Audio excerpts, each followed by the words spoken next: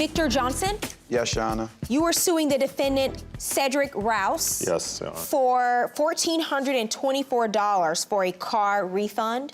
Yes. Okay, why don't you tell me what happened here, sir? Well, I met Mr. Rouse maybe a couple years ago, Your Honor. And when I met Mr. Rouse, I saw that he had like a car dealership, so I bought a car from him. Okay, and how long have you had a dealership, sir? This particular place, about 5 years. 5 years? You have more than one dealership? Yes, I've been in business for like 20 years. So. 20 years. And so how many dealerships do you own? I've owned about 4. 4 dealerships. Okay, go ahead. So I purchased a car from him, and I think it lasted me exactly 31 days or something like that. The car blew up and everything. I told him about it. You're not talking about the car in this case. No, I'm not talking about the car in this case. This is the first time I ever bought a car. So it lasted me about 30 days. It blew up on me. How much did you pay for that car? I think it was $1,500. I think Okay. 1,600, 15, 16, something like that. What kind of car was it? It was a Saturn View. So I went back to him maybe like a month later. I told him about it. He said he got something else for me, and he'd give me a good price at it. So I bought another truck from him. Then I gave him about 13, 14, 15, within that range. That lasted me. 1,500? Yes. Okay, that truck lasted you how long? About 4 or 5 months. You call that lasting? It's better than the first one. Because you want a reliable car, right? Yeah, I want a reliable car. But at this point, you're taking baby steps to get there? Yes. So, and then, Your Honor, my money is not all the way right, and, you know, the brother is working with me. The brother was working with me according to the finances that I had. But now, going into the next car that I bought. Is that the one in this case? That's the one in this case. Okay. So, when was that? This was in January, I bought the car. I think I bought it January 12th. Is there any particular reason why you keep going back to the same dealership? Because he giving me, you know, raggedy cars for a decent price that's only lasted me a month or 2. So when I go back to get the next car, I purchased it January 12th, Your Honor. What kind of car was that, sir? It was a Suzuki 2007. And how long? And how long did that car last? Right. Now, it didn't have an as-is sign on it. Mm-hmm. So he told me that it was a one-car owner. I think he said it was 67 or 77,000 miles. He said the car lasted me for a lifetime. A lifetime? Yes. Well, not a lifetime. That's he said it lasted me for a long guarantee. time. But a long time for you is what, a year? No. With his cars, maybe, God willing, 6 months. Coming up on Judge Faith, he's got 99 problems, and the car is number 1. I was going back and forth to work with it for about a week and a half, and then I noticed it started having a lot of noise. It broke down, so I lost my job. Plaintiff Victor Johnson says Cedric promised to get him another car, but never did. He's suing for a car refund. Defendant Cedric Rouse says he owes nothing because Victor bought the used car as is.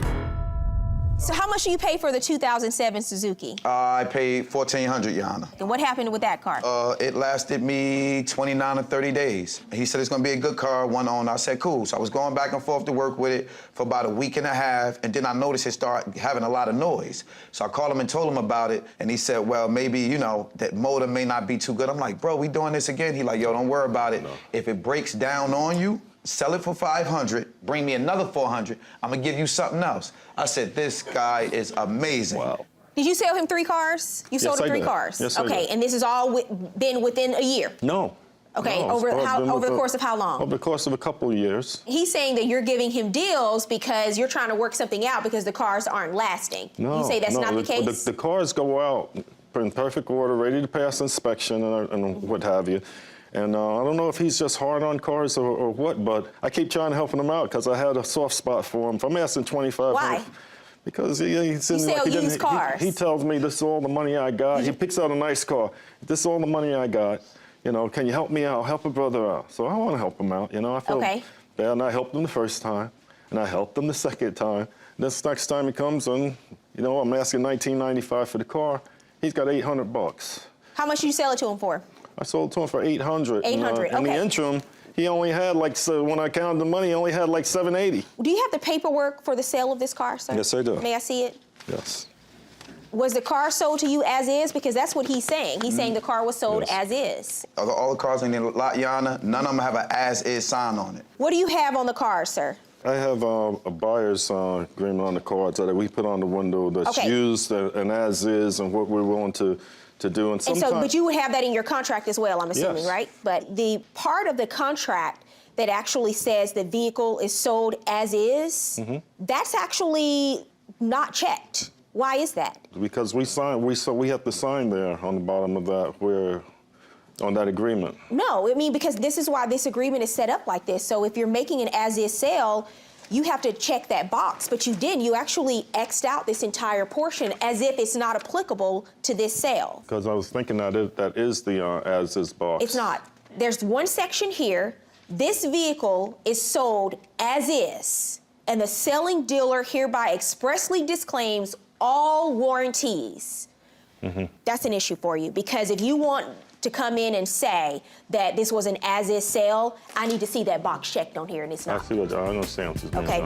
How much did you pay for the car, sir? Your Honor, I paid $1,400 for it, Your Honor, and also... He said you paid $800. No, he's lying, Your Honor. Well, you signed this contract, and it says the total is $856. Also, when I was driving on it, I was telling him that it started knocking, and then on my way to work, it broke down. And I called him, I said, bro, listen, there's something wrong with this car. We need to do something about this car.